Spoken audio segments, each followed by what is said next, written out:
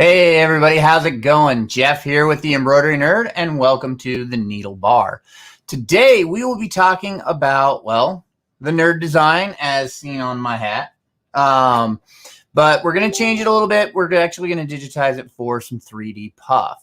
There's been a lot of 3D puff out there today, and so we're going to go ahead and get on that train, I guess. So let me share my screen here and we can get started. Now, I'm going to make it that way because we don't really need to see me really big. Maybe we do. I don't know. But we'll go ahead and get this started. So I'm going to use the nerd text, N-E-R-D. And the text for this is actually, the font is Beatsville. So that's what we're going to change it to here. And you'll notice that this font in here is a TrueType font. So when we actually click here, it's going to do some really weird stuff to the letters because it doesn't quite know on, especially the R, it doesn't really know how to handle it. You can see that it's broken up as one object, and we actually have split stitches here in the middle that we don't want. So we're definitely going to change it. One thing I am going to change here is I do like the stacked text on my hat. I prefer that look, and so that's what we are going to do. The next thing I'm going to do is this is all one piece of text. We don't want that. We need to break it apart. So now we have our two individual sections, and I'm going to bump the height up here to 2 inches. We might go to 2 1/4. So we'll make that all bigger. Now, we don't want all this white space in here, and that's why I broke it apart. So we can select the top piece here and bring it down so it's a little bit closer, give it that more proportional look as we go on. Looking at these letters now, the next thing that I do when I get a design, of course, now we can scale it back up because we made it a little bit, we compressed the distance between the stitches. And so now we can go ahead and start looking at how we're going to do the design.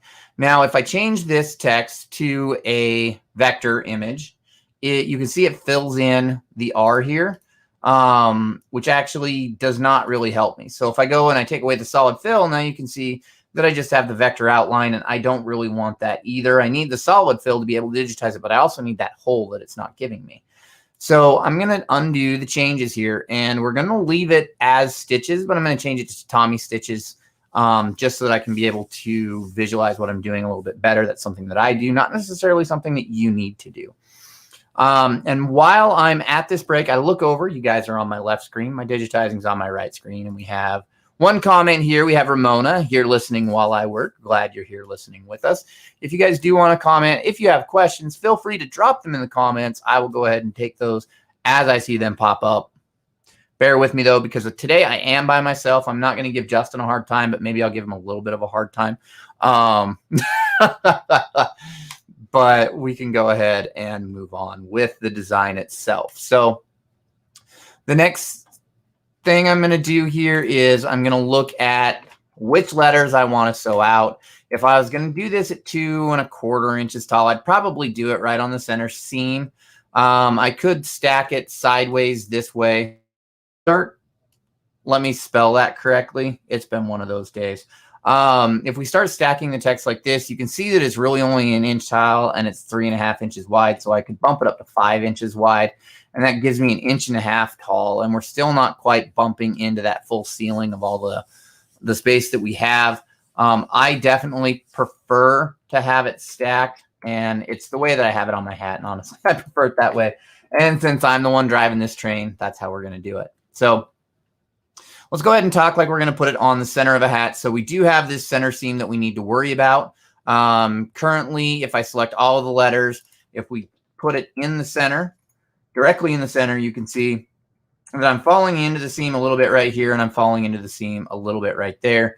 I'm not overly worried about that happening because one of the ways to kind of combat that is to have a good foundational underlay. Well, with this going on foam, the foam is going to kind of act as that underlay. So the next thing we need to decide to do is, are we going to work from we're going to do the left side first or the right side first? So that is the conundrum that we're going to be faced with next. And I'm going to grab a couple more comments. We have Frank Dunn, the man that never sleeps. Good morning. Good morning, Frank. And Stacy here says, listening while I eat. I'm glad that I can be entertaining. I hope I'm entertaining. We'll find out. There's nobody here to laugh at my jokes except myself. And I think they're pretty funny. So I'm going to go ahead and start here on the bottom of this R. Now, if we were doing this with no outline, the first thing I would want to do is I'd want to run just a little bit of a run stitch. I'm going to start right there. I'm going to jump up there, and I'm going to go this way just a little bit and come back. And I'm going to use that to begin to attach the foam to the hat. And so I'll end right there. That can be a good stopping point. I don't want my stitch length to be 2.5 millimeters. I prefer to go up to a 5 millimeter when I do this. Just because if you have your stitch penetrations too close together, what it can do is it can actually start to cave the foam in the center. And so you get this weird flare up on the outsides. So we'll go ahead and do that. Now, the next thing we need to do is we need to look at our caps, which we have to cap here at the bottom. We have to cap here. We need to put a bridge here and a bridge here, and then we'll work our way around. So I'm going to start with, actually, I'm going to start with the bridge. I'm going to delete this point here, and I'm going to go ahead and put a bridge in right here. Now I'm going to come across. I am in US and I cannot digitize in US. I do that for my full scale, and then I come in here and I make my changes. So I want to go about 4 or 5 millimeters with my bridge, and I'll come there and I'll come right about there. I'll hit enter. Now you can see that it's a Tommy stitch because I did not change it when I wanted to, or when I started. So I'm going to open that up. I'm actually going to go to a 0.7 because I want to. trying to put logic in this sometimes doesn't work. So now we've got our run stitch. It's going to start here. It's going to come up, go there, come back down, and it's going to do this. We're going to look at our start and stop point. Our start point's there, our stop point's there. Now we need to walk down to the bottom where we're going to put in our cap. I'm going to undo that change because I didn't mean to do that. And we'll come down. I'll start right about there. Now I'm going to set a cap in here. I need to put a baseline in.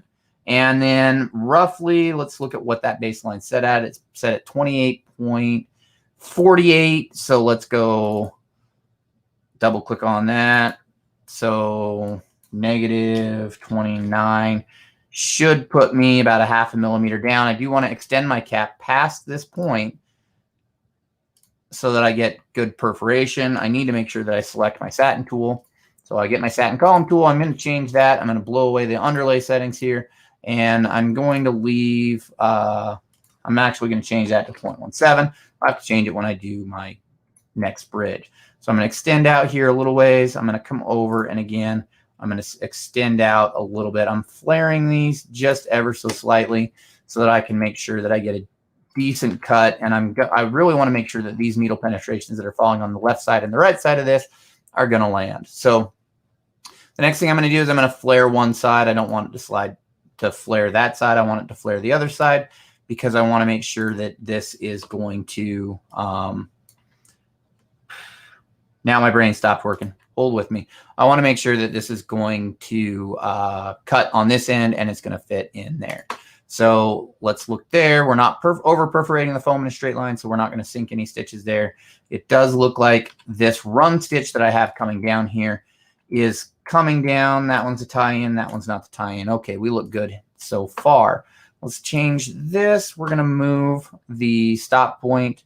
I'm actually going to set it right there. And that's because I want to work from this direction, and that's just a personal thing. I'm going to give me plenty of room for pull or for push that's going to happen, and I'll drop my initial stitches there. I'm going to come up a little bit past inside of here, and I want to make sure that I'm cutting, not turning too sharp. And now I've got that leg coming up there. Next up, we're going to do our bridge here. And again, I'm going to go into true view. I'm actually going to turn off the stitches a little bit, and I will come across about that far. We should be okay. And I'll come across there as well. That's going to set that in the middle. I want to make sure that I change my density here to a 0.7 because this is not meant to put stitches in to completely perforate. We want to leave it a little bit open. So let's go ahead and look there. I've got my ending point and my starting point, and it looks like they're kind of lining up, maybe. There we go. I want to hide. I'm going to hide this object here so that I can see behind it. There we go. Now I want to make sure that this object here starts on that object. There's a couple of ways I can do this. If it doesn't really want to give me that option, I can hit the J button to join. It does look like it is jumping directly there, but it also looks like it's tying off right here, and I don't really want it to do that. So one of the ways we can get around that again is we can add a stitch in here.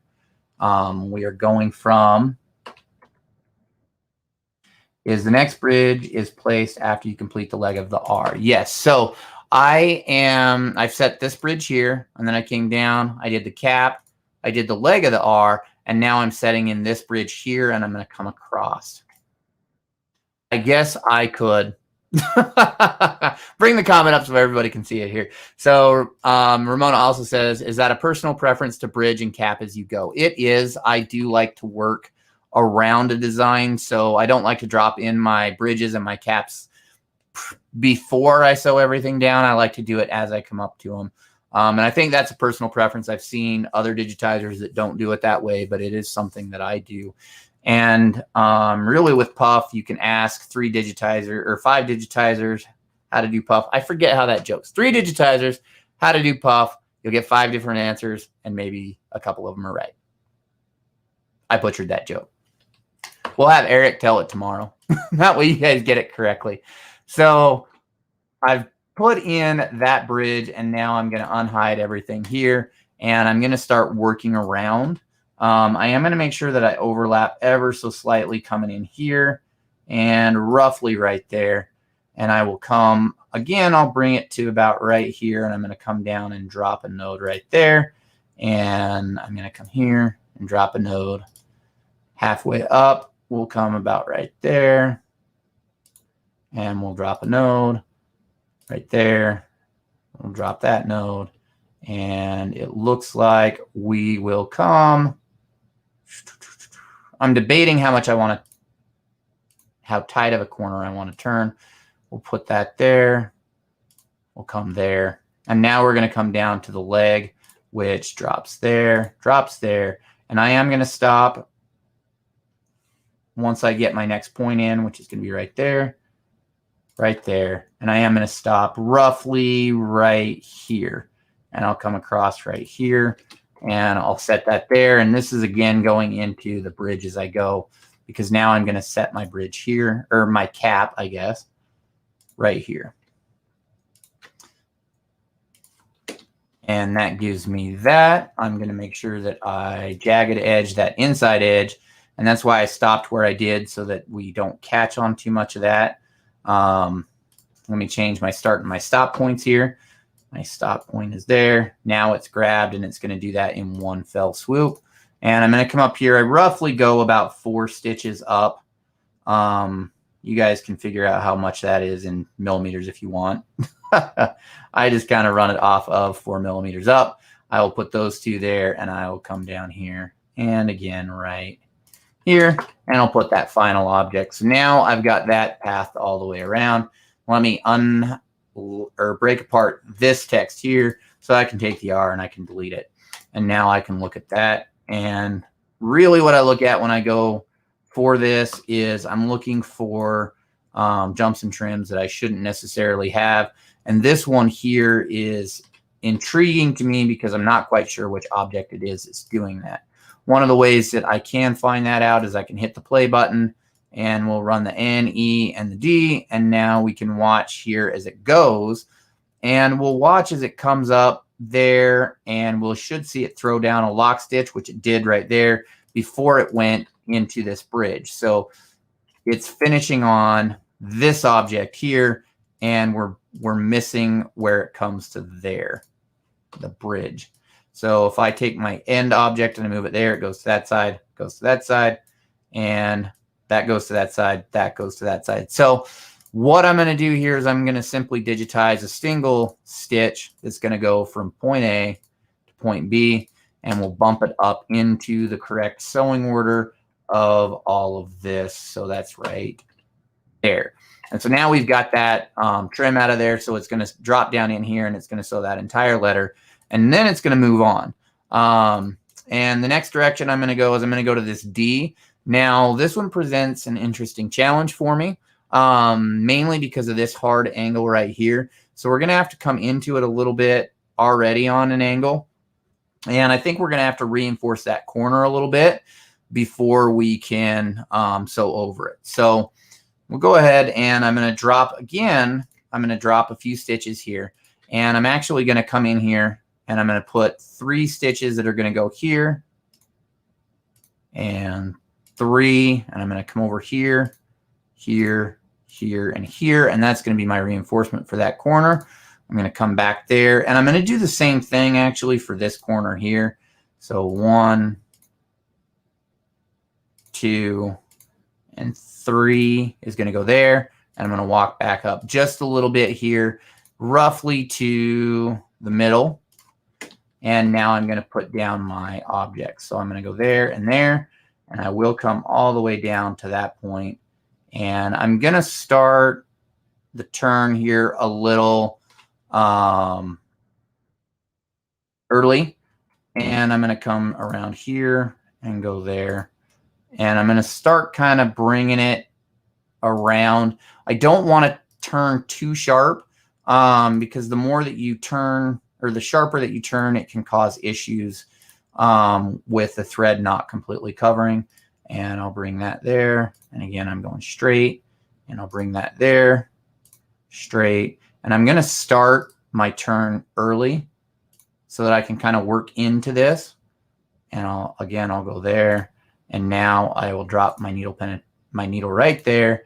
And I'm going to just basically come down, and I want to overlap slightly on this object here to make sure that they do cross.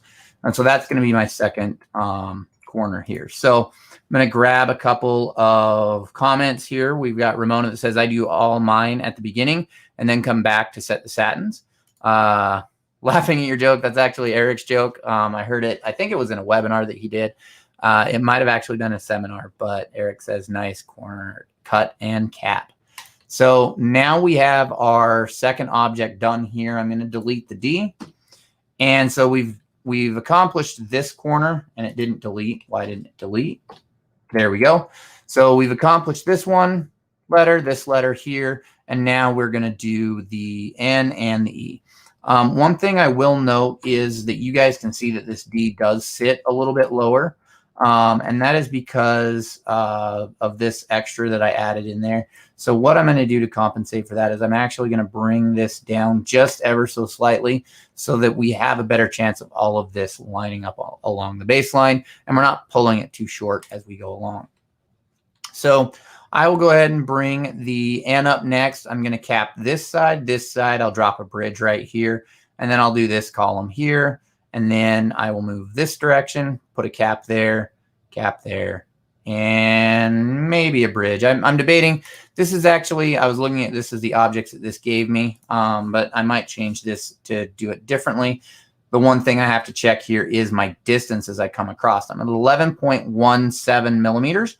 So that's definitely something that I can sew on my machine. It's not going to be too wide that it's going to cause a trim. It will fire the jump solenoid, which if you guys have ever heard that go off, it's kind of fun. But knowing that it's going to happen is something that you can prepare for. And I'm going to grab a comment here because I just saw him pop in. We have Martin Campbell. Hi, everyone. Hello, Martin. How's it going? And we might actually get done early tonight. I'm going to keep my fingers crossed. I'm not 100% sure. But we will find out. So now I'm going to come up. I'm going to do this letter here. And I'm going to stop down here and hit enter. Now I'm going to put in my cap along the bottom. I do want to make sure that I am setting my caps just a little bit further, roughly 1/2 millimeter, which is what we did below. And I can go ahead and drop my cap in here. And so I want to make sure I'm, again, inset. And I do taper in a little bit as I do this, as well as here. And I'm going to taper in again. Drop that there, and now we have that object. I do want to make sure that I flare that inside so that I don't have problems with that. And now I'm going to walk up and head to the top to do my next cap, which I can actually drop down right there and put that there. and we'll go ahead and it's roughly 0.5 millimeter up. I do want to stay inside, so we'll go to 5 millimeters, and we'll come across that object and we'll come down again, roughly 5 millimeters. We're a little bit long there, but that's okay. And we'll throw in that jagged edge, and now we can do our column coming down. So I'm going to select that tool. I will taper this a little bit, and I'll come down to right there. And I'm actually going to come down a little bit further. I lied. I'm going to come down a little bit further. So we'll say right there. And now I'm going to jump down here to right there. And I'm going to come across, come up here. So we are overlapping. And it will get a little dense in that area, but it shouldn't be too bad. And now we've come across there. I want to come up just a little bit. So I'll go there and there because we're just continuing on our path. And I'll come in just a little bit, and I'm going to set that there. Now I'm going to run a run stitch up to the top here. We're going to cap the top. Roughly, I'm gauging, if you can tell. This is really scientific. I'm over my thumb. I'm going to grab a drink. And now I've got that object. So we have that cap. I'm going to set that. I'm going to change that to a jagged edge on the inside. And now I'm going to come down from, and I'm actually going to throw this point out just a little bit wider. Because it's either throw that point out a little bit wider or tuck that cap in a little bit. Luckily, nobody really ever sees the art but the digitizer. So I should be okay. I should get away with that one. Unless if everybody here tells on me. But I won't tell. Now we'll come down and we'll set this cap. And I'm actually going to start down below. Come in just a hair. There we go, about 5 millimeters. It should be good. Coming in again at about 5 millimeters. We'll grab that object. We'll throw a jagged edge on there so that we don't over perforate the foam. I'm going to change my stop point to right there. And now we can come up from here. I'm being super precise. And I'm going to overlap just a little bit there as well. And so now we've ran through and we've done the end. That, oh, you got me. So Eric here says, snitches get stitches. Then again, with embroiderers, everyone gets stitches. It just got me. Ramona, did you measure how wide you are at the widest points of your end? I did. I am under 12 millimeters at the widest points of my end. So when I go in here and I take away all of the pull comp, because I forgot to take that off earlier, we should be okay with our distance here, roughly 10, 11 millimeters as we go across. So we should be okay with firing the jump. It will fire the jump solenoid. You'll get that nice ka-chunk sound, but it will sew and it won't really cause an issue on the machine. So I'm going to break apart those two letters, and we're going to take the N and we're going to delete it. And Ramona says, okie dokie for the approximate 12 millimeters. Yeah. So it all depends on how far in there we're going to go. I do not plan on splitting that. If I was to split this here, what I would do is I would feather it. So I'd run this one a little bit further down, this one a little bit further down, and then I'd put my cap at a lower point, and then that would give me a narrower distance between the two. But because I am under the 12, I'm just going to go ahead and jump it across. Lots of words. There we go. So now I'm going to do the E. I'll go ahead and run up here and come back down. I want to make sure that I'm grabbing this corner to cut and reinforce. I like to do 3 stitches myself. Personal preference, I guess. And I actually will come up and we'll do a bridge right here. So I'm going to set that across. There, there, and there. And I'm going to open that up to roughly a 0.7. I do anywhere between a 0.6 and a 0.7. It just kind of depends on the day. I'm going to change my stop point over here, my start point over to here. And essentially, we're going to path this. A lot of this is rinse, recycle, and repeat. So I'm going to come out right about here, and I'll taper in. And again, down to about here. And I'll taper in. And this is going to be my cap. I need to make sure that I put a jagged edge on that and that it is coming to the inside. And now we will draw this shape here. And I can tell you that that went out a little bit too far. I'm gonna end up pulling that back just a little bit. I'll come to here and I'll come to here. And so now we've cut there. I'm gonna run up and I'm gonna reinforce this corner. Yep, I'm gonna reinforce this corner and then I'll come back down. I'll throw a cap down here and we'll walk back up. So I'm gonna drive from there and I'll go ahead and turn off my stitches. 1, 2, 3, and I want to come back into the center there, come down, over, and we'll go to the bottom. Oh, the things we have preference over sometimes. So I'm going to make sure that I turn on my, there we go, so I can see about how far I'm sticking out. I'm judging it based off of the distance that I see on the stitches there. Roughly 0.5 millimeter. And it might have to be tucked back just a little bit more depending on whether or not it pushes out. And that's something that I can run a test sew on and know that for sure when it stitches out. So I'll go ahead and drop a stitch here, there. I'll come down to here and I will go to that point. And we definitely are going to be over early, I think. I went through this a lot faster than I planned on. But that's what happens, I guess, when I don't have Justin or Matt here to throw popcorn at me if I'm going too fast. I do like to talk fast. I blame them. It's their fault. We're okay. So I'm going to set 2 points here. Actually, I'm going to run this all the way out. And I'm going to show you guys why I'm doing this here. So this is going to have a gradual turn coming out of this corner here. And I want to kind of maintain that as I also cut it to go to the cap. So what I'm going to do here is I'm going to hit the H key. And right about there, I'm going to drop a line. And then I'll delete these two objects here. Now I can go ahead and go and not do that. We'll drop out here and we'll run across out just a little bit there. And now I'm going to do a gap, and I might have to pull that back a little bit further now that I'm looking at it. And we'll set that roughly right there. There we go. I want to pull that up a little bit more. That's not quite tapered enough. And I'm worried that a little bit of a kick out of the covering satin here. So go ahead and do that. Now we've got that set, and I'm going to make sure that I feather the edge of that.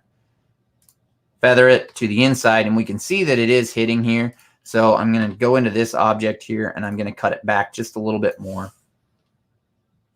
to there so that we don't catch. It'll probably still catch a little bit, but we should be okay. And I'll come there, and we'll set points there, points there, and I'm going to come to the end here and come to the end here. And now I've got that set. You can see that I don't think I'm pulled out just quite far enough right there on that upper corner. I'm going to pull that out a little bit more there so I feel better about it. So that is the E. So we'll go ahead and delete that. And now we have our text. Now you can see that there's a lot of trims in here. Let's go ahead and go in there and we'll path it. Since we did end a little bit early, we'll go ahead and path that as we go along. And let me just double check some things here. Push that button. That makes a difference. We learned something today.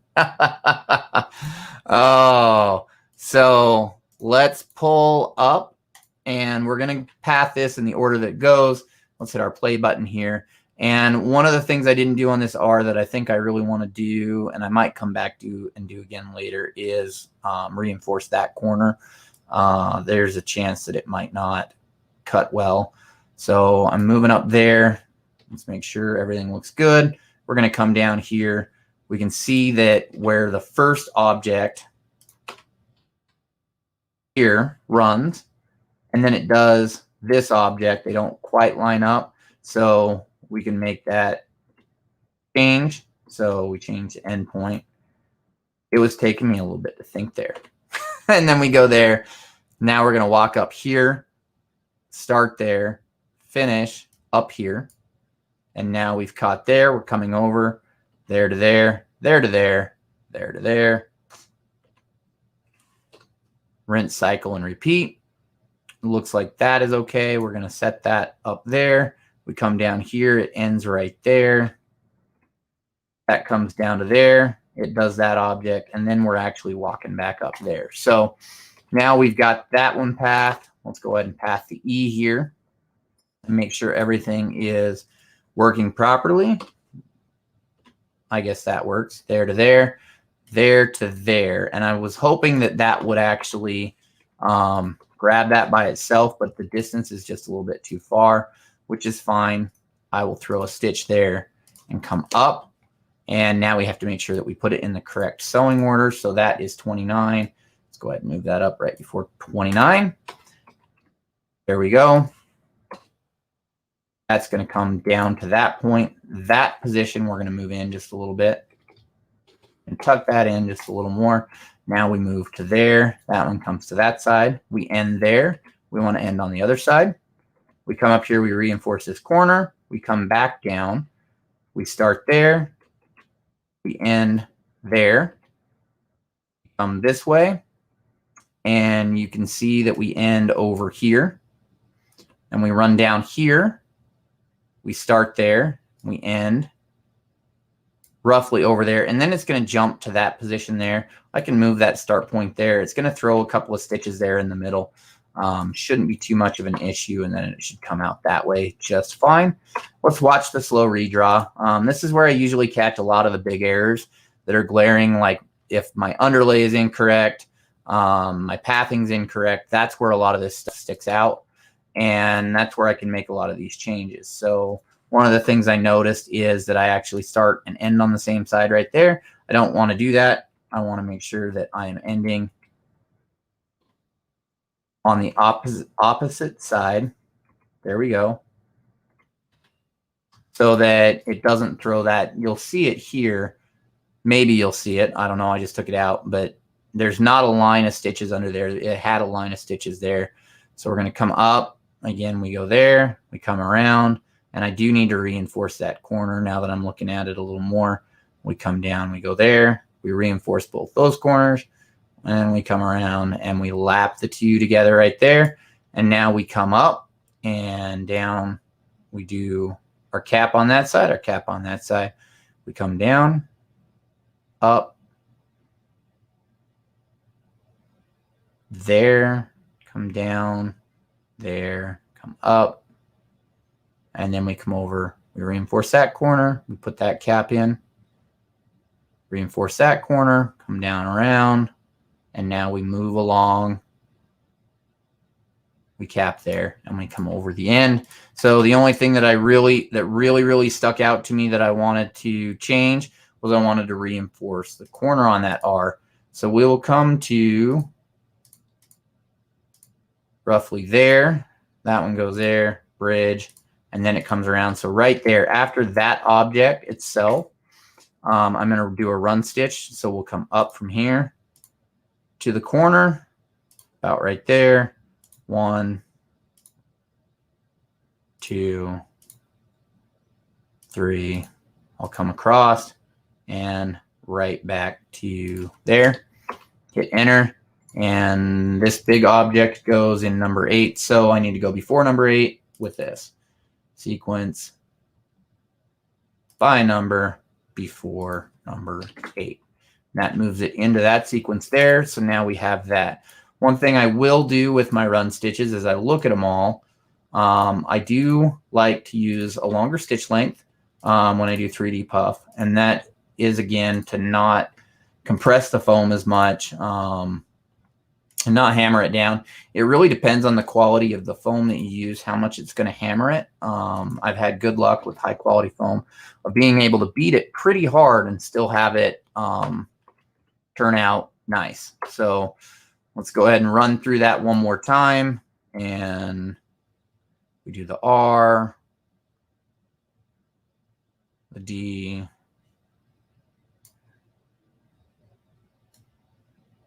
the N,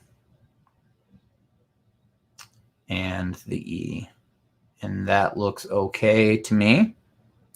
I'm sure somebody out there is cringing, but it's not me. So the other aspect of this design that I have on this hat that I don't have here is the EMB. And I think that we'll go ahead and we'll put that in because we are so far ahead of time, so that we can just extend out a little bit. So EMB, and it's all the same font for those of you guys wondering. It's all the Beatsville. That's not a horrible rendition, but I'm going to probably redo it anyways. So we'll turn it 90 degrees there, and I like to stack it so that it's roughly just to the left of the R and that it is moving vertical. And I think I'm going to bring that down just a little bit. Let's measure how tall the text is because that does matter. At this scale, we're roughly 9 millimeters, so we should be okay. And I'm going to just redigitize this. That actually, the E doesn't look too bad, and I think we can get away with using that E. I'm just going to make a couple of changes to it here. I'm going to break it apart again so that I have each of the individual objects. I'll set that there, bring that over there. So now we're all running as one object. I'm going to allow it to run from the E to the M. So I'm going to set that down there. And I want to change it so that it's a center run underlay, mainly because it's fairly thin, based off of what I'm seeing here. It's right around 2 millimeters there, 2 millimeters there, 2 millimeters there. We're coming in a little thin here. We can get away with throwing down a zigzag underlay under there as well.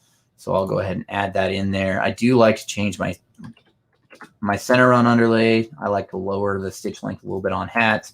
And the density is at a fill 0.38. So that should be okay with the scale that we're going on. The M, I am going to redigitize. And I'm going to change these to, we'll do auto spacing. So it should be at a 0.38. In case you guys were wondering, but we'll set the auto spacing here. The underlay, I'm going to set it to a center run, and the second underlay to a zigzag, and we'll go ahead and work up the side of the text here, there, and I'm just going to come right back down here, and I'm going to cap it there, and I will come here, and objects coming down, and we will again cap the letter across.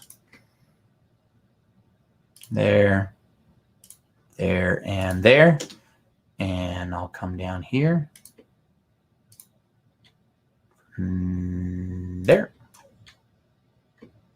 And I hold the keyboard modifier on my keyboard to try and lock it to axis, and I really shouldn't, mainly because it's not moving the the axis that I want it to. You can see how it's putting it at like a 45. So we'll go ahead and go there. And now I'm going to come back here, work this back. And that should be good for the M. And the B, I'm definitely going to rework. Come down here. I'm going to grab the M letter. I'll delete that. This should run from the E there. So we have the problem of that letter being in between them. Let's go ahead and look at the objects. We started with this one, 40, 41. And you can see how they're not auto jumping. That's okay. It should be all right. Let's change our start and stop points here. And I'm actually going to come back. Yep, that looks okay. That looks good. We need to bring this over and probably to the inside. No, it doesn't want to work. Some days it works, some days it doesn't. And I can see why. It's because the final object is on the wrong side there. Now we've got that. We'll go ahead and move this up to the top. so that we can jump across. And now we'll look at the bee. Typically, when I write a bee, I do it in the opposite direction that's labeled here. So what I'll do here is I'll not do that. We'll undo that. And I'll come here, here, here, right there. And roughly, let's see, how do I want to do this? I'm going to drop a little satin here. So we'll do that. And then I'm going to come. I'm trying to think of how I write a B. Oh, so you guys can look at my hands. So we'll come here, here, here, here, here, here. I'm going to jump down here, and I'm going to do that. I'll fix that later. To there, to there, to there, to there. Grab here, here, here, here, there, there. We do have kind of a weird flare on this bee. I think I'm just going to go with it because why not? And we'll set this back right there so that we can get that lapping that I want. I am going to pull this back, these nodes here and here back just a little bit more than that to right about there. They'll push into that satin, but they won't cover it. I want to make sure that I'm leaving just enough room here so that I get that underneath letter. And I'm going to change this. I'm going to put a stitch there, and I'll change that to a squared off node to bring that down. And now I can delete that letter there. So there we go. I'm going to change this here to yellow because that's the color I prefer. And I'll do the puff to, I forgot what color it is on my hat. I think it's silver, but we'll go ahead and set it as blue. With this design, I have it right now so that it is sewing the puff first, and then it's going to come back and do the EMB. I am going to change this a little bit so that we can get it centered here. Depending on the hat that you're sewing on, you might want to change that sewing order. I would prefer to do the puff myself and then take that off and then do the EMB. Some other people might prefer to do the EMB first, then put the puff down and then let it run. It kind of turns into a personal preference, in my opinion. And to change that, it would be very simple just to push it to the start. And now we have it so that it's going to sew that aspect first, and now the NERD. Well, R, D, and E in that order, if we can keep that straight. And the next thing I do when I do hat designs, I like to set them with the auto start and end at the bottom center. I do that because I like to know when I put my design on the machine and I put my hat hoop on, and if my design is bottom center, now I can run that presser foot closer to the bill, and I'll know exactly when I push my presser foot down that that's the lowest point in the design. That doesn't mean that you should not trace your design. You should still trace your design, but it gives me a little marker that I can get a little bit closer to the bill. And I feel a little bit more comfortable doing it that way rather than setting the needle, the start and stop point here in the center, and then doing a trace and trying to guess how low to the bill I am. This gives me a way that I can visually identify how close to the bill I am right as I start. So that is it for this design. I hope that you guys enjoyed hanging out with me tonight while we did this. I'm going to take another drink because my throat's getting a little dry. I'm going to run over a little bit of news as we have coming up. Here on the 26th, Justin Armenta is doing part 3 of his 3D Puff class. So if you want to go even further into 3D Puff than what we did tonight, that would be definitely good for you guys to check out. Links can be found in our Facebook group and on our Facebook page. We will be sending out a little bit more information Monday, I do believe, is I'm going to send out a newsletter. So we've got that coming on. We did just have a class not too long ago with Lee Caraselli from Balboa Threadworks on color blending. So if you guys are interested in that, you can check that out as well. I have heard, and I have not seen the link yet, but I've heard that it's out there. Eric did a webinar on patches, and it was really good. I attended it. I highly recommend if you're doing patches that you look into that webinar. It'll give you a lot of things that you can do to help you be more successful, and it kind of gives you a different perspective. I like learning from other people because it allows me to gain more perspective. So if Eric has the link to purchase that recording, he could drop that in the comments. That would be really, really nice. If not, that's really cool too. You guys can look it up. Tomorrow is Education Friday. There is the 2 regular guys in the morning. I like to check in on that if I'm awake by then. Then there's the half and then the take up, which I also really like to catch the take up as well. So if you guys are looking for more educational content, those are the places that I would recommend going. I'm double checking the comments here one more time to make sure I didn't miss anything. And it doesn't look like I did. If I did, throw something at me later. I won't mind it. But that is our the nerd logo in 3D Puff. If you guys want to try it, that's great. I'm going to be working on putting out some files. I'm really slow at it because I've got a lot of other irons in the fire that I'm trying to get a hold of, but it is on my list of things to do. I'd like to thank you guys for hanging out with me, and you guys have a great night, and we will catch you next week.